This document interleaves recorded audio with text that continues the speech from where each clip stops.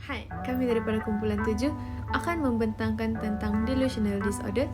Delusi ialah mempercayai sesuatu perkara yang secara jelas adalah salah.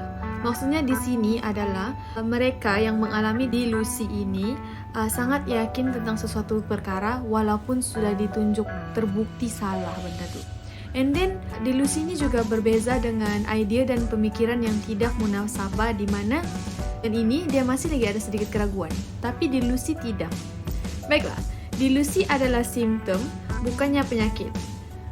Ia boleh berlaku disebabkan oleh penyakit mental, saraf, ataupun sesetengah penyakit perubatan. Dan gangguan delusi ini juga merupakan sejenis penyakit yang dimana terdapat penyakit yang lain seperti skizofrenia, bipolar, kemurungan, meracau dan juga demensia.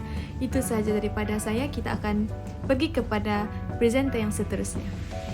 Baik, untuk bahagian seterusnya saya akan terangkan kepada anda simptom-simptom terhadap gangguan delusi. Kesemuanya ada 3 simptom. Simptom yang pertama adalah mengalami hayalan yang tidak ganjil.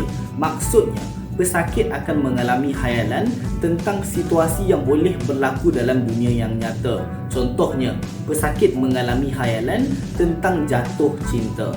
Baik, itu simptom yang pertama. Yang kedua adalah pesakit akan mudah marah dan cenderung berada dalam keadaan mood yang tidak baik. Dan yang ketiga adalah pesakit merasakan, mendengar ataupun melihat sesuatu yang tidak pun ada. Contohnya, pesakit melihat ada sosok tubuh seseorang manusia, pun begitu sebenarnya sosok tubuh itu tidak pun ada dalam dunia yang nyata. Maka itu adalah 3 simptom terhadap gangguan delusi. Hai guys, hari ini saya akan menjelaskan bagaimana kita mendiagnosis gangguan delusi. Yang pertama, apabila seseorang itu mengalami satu atau lebih hayalan selama 1 bulan atau lebih yang tidak dapat dijelaskan oleh sebarang keadaan lain. Yang kedua, individu itu tidak pernah didiagnosis dengan skizofrenia. Yang ketiga, pegawai kesihatan mungkin menggunakan pelbagai ujian diagnostik seperti ujian pengimajan, ujian air kencing dan ujian darah. Bagaimana pula kalau pegawai kesihatan tidak mempunyai punca gangguan delusi? Kemungkinan besar mereka akan merujuk kepada ahli psikiatri ataupun ahli psikologi. Pakar psikiatri dan ahli psikologi menggunakan alat temu bual dan penilaian yang direka khas untuk individu tersebut. Pakar psikiatri atau ahli psikologi akan menemu bual ahli keluarga dan rakan-rakannya untuk mendapatkan maklumat tambahan tentang hayalan individu tersebut. Itu sahaja daripada saya. Sekian, terima kasih. Bye-bye. Bolehkah kita merawat masalah gangguan delusi ini?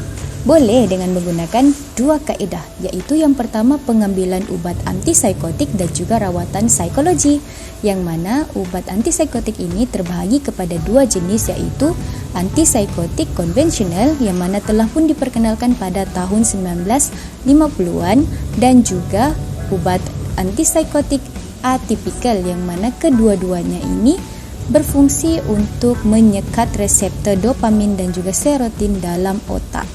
Bolehkah menggunakan ubat lain? Boleh dengan menggunakan ubat sedatif yang mana untuk mengawal kebimbangan yang melampau dan juga antidepresan untuk merawat daripada kemurungan ketika gangguan delusi berlaku.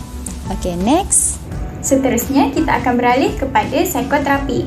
Psikoterapi ini dijalankan bersama-sama dengan ubat-ubatan untuk membantu pesakit yang mengalami gangguan delusi untuk mengurus stres yang dialami daripada kepercayaan delusi mereka.